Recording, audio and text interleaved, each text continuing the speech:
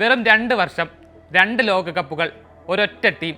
2024 ബാർബഡോസിൽ നിന്ന് രോഹിത് ശർമ്മയും കൂട്ടരും നേടിയ ലോക കിരീടം 2 വർഷങ്ങൾക്കിപ്പുറം സ്വന്തം മണ്ണിൽ സൂര്യകുമാർ യാദവിന്റെ നീലപ്പട നിലനിർത്തുമ്പോൾ ലോകം ഒന്നുറപ്പിക്കുന്നു, ഇത് അവരുടെ കാലമാണ്.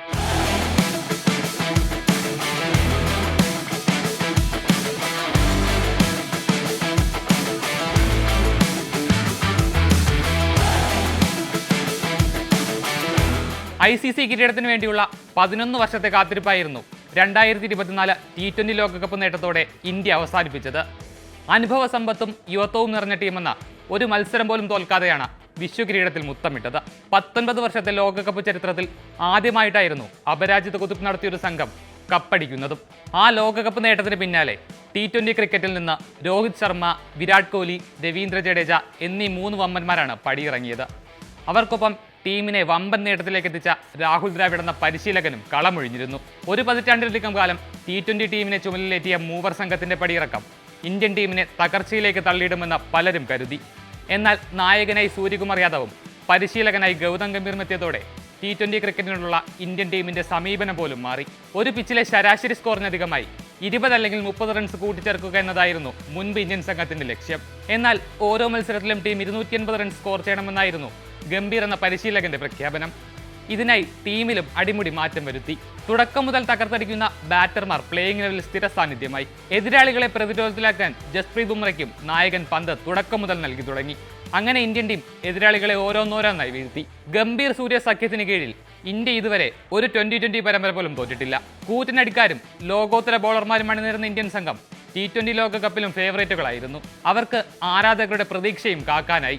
ലോകകപ്പിലെ 9 കളിയിൽ 8ലും ഇന്ത്യ ജയിച്ചു. ആദ്യ മത്സരത്തിൽ അമേരിക്കയെ വീഴ്ത്തിയത് 29 റൺസിനായിരുന്നു. രണ്ടാം മത്സരത്തിൽ എതിരാളി നമീബിയ. T20 ലോകകപ്പിൽ സഞ്ജു സാംസന്റെ ആദ്യ മത്സരം അതായിരുന്നു. അന്ന് 93 റൺസിനായിരുന്നു ഇന്ത്യയുടെ ജയം. പിന്നാലെ പാകിസ്ഥാനെതിരായ പോരിൽ 61 റൺസിന്റെ ജയവും ടീം സ്വന്തമാക്കി. ഗ്രൂപ്പിലെ അവസാന കളിയിൽ നെതർലൻഡ്സിനെതിരെ 17 റൺസിന്റെ ജയം നേടിയ ഇന്ത്യ ടേബിൾ ടോപ്പർമാരായിട്ടായിരുന്നു സൂപ്പർ 8ലേക്ക് മുന്നേറിയത്. ആദ്യഘട്ടത്തിൽ സമ്പൂർണ്ണ ജയം നേടിയെങ്കിലും ടീമിന്റെ പ്രകടനങ്ങളിലെ സ്ഥിരതയില്ലായ്മ ആരാധകരെയും ആശങ്കപ്പെടുത്തിയിരുന്നു. സൂപ്പർ 8ലെ ആദ്യ മത്സരത്തിൽ ദക്ഷിണാഫ്രിക്കയ്ക്കെതിരെ അതിന്റെ ഫലവും ക്രിക്കറ്റ് പ്രേമികൾ കണ്ടു. കഴിഞ്ഞ ലോകകപ്പിലെ ഫൈനലിസ്റ്റുകളായിരുന്ന പ്രോട്ടീസിനോട് 76 റൺസിന്റെ വൻപൻ തോൽവിയായിരുന്നു ഇന്ത്യ വഴങ്ങിയത്. പിന്നീടുള്ള മത്സരങ്ങളെല്ലാം ഇന്ത്യക്ക് ജീവൻ മരണ പോരാട്ടങ്ങളായി. ഗ്രൂപ്പ് ഘട്ടത്തിൽ നമീബിയക്കെതിരെ ഒരു മത്സരം മാത്രം കളിച്ച സഞ്ജു ഇന്ത്യയുടെ പ്ലേയിങ് 11ലേക്ക് മടങ്ങിയെത്തി.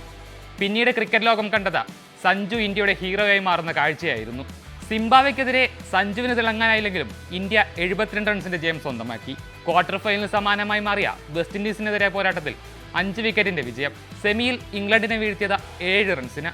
കലാശപ്പോരിൽ കിവികളെ തുരുത്തിയത് 96 റൺസിനും. ടൂർണമെന്റിലെ അവസാന 3 മത്സരങ്ങളിൽ സഞ്ജുവിന്റെ ബാറ്റിൽ നിന്ന് പിറന്നത് 97, 89, 89 എന്നീ സ്കോറുകളാണ്. T20 ലോകകപ്പ് ചരിത്രത്തിൽ 3 കിരീടങ്ങളുള്ള ഏക ടീമാണ് ഇന്ന് ഇന്ത്യ.